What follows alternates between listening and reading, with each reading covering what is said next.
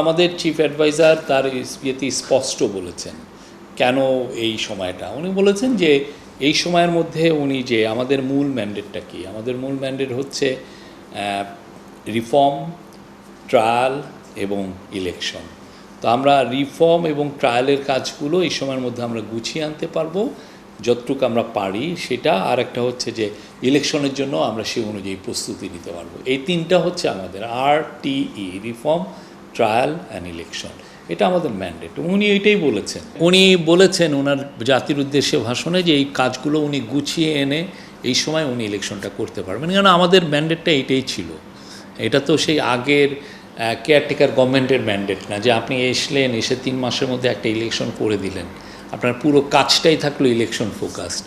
এটা তো না, এখানে কাজটা হচ্ছে যে উনি আসছেন, আসার ওনার সংস্কার একটা বড় একটা ম্যান্ডেট ছিল, সেই জন্য এতগুলো সংস্কার কমিশন করা হয়েছে। তো রমজান শুরু হবে আমাদের জানা মতে 16-17 ফেব্রুয়ারিতে রমজানটা শুরু হবে।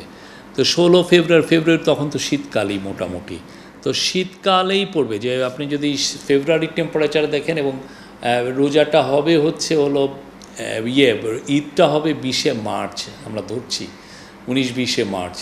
এই সময় যে টাইমটা, এই টাইমটা আপনি যদি দেখেন না, টেম্পারেচার অনেক কম থাকে।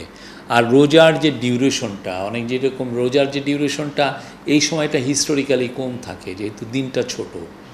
আপনি খাবার খাচ্ছেনও দেরিতে, 5টার দিকে খাবার খাচ্ছেন, এবং আপনি রোজাটা ব্রেক করছেন, মানে ইফতারটা করছেন হচ্ছে 5:30টার দিকে, তার আগে বা একটু পরে। তো ফলে দিনটা ছোট, আর গরমও বেশি না পড়ার কারণে আপনার মানুষের পক্ষে মানে রেগুলার ক্যাম্পেইন করা খুব বেশি অসুবিধা হবে না। এপ্রিলের 9টা দিন কালবৈশাখী হয়। কালবৈশাখী যখন 9টা দিন হয়, এবং এটা হয় হচ্ছে ওই যে এগেন 10 তারিখে, এপ্রিলের 10 তারিখের পরের থেকে এটা এই দিয়ে কম হয়, এবং এটা খুবই লোকালাইজ। যেমন হবিগঞ্জ খুব কালবৈশাখী প্রবণ জায়গা, রাজশাহী কালবৈশাখী প্রবণ জায়গা। তো এই দিকে পুরো ন্যাশন ওয়াইড যেটা হচ্ছে তা কিন্তু না, বরঞ্চ এটা ইলেকশনের জন্য খুবই বেটার টাইম। এখন পর্যন্ত আমি যা জানি চিফ অ্যাডভাইজার তার জায়গাতে স্টিক আছেন, এই জায়গায় কোনো নেই। আমরা মনে করি যে এটা ভালো একটা ইলেকশনের যথেষ্ট ভালো সময়।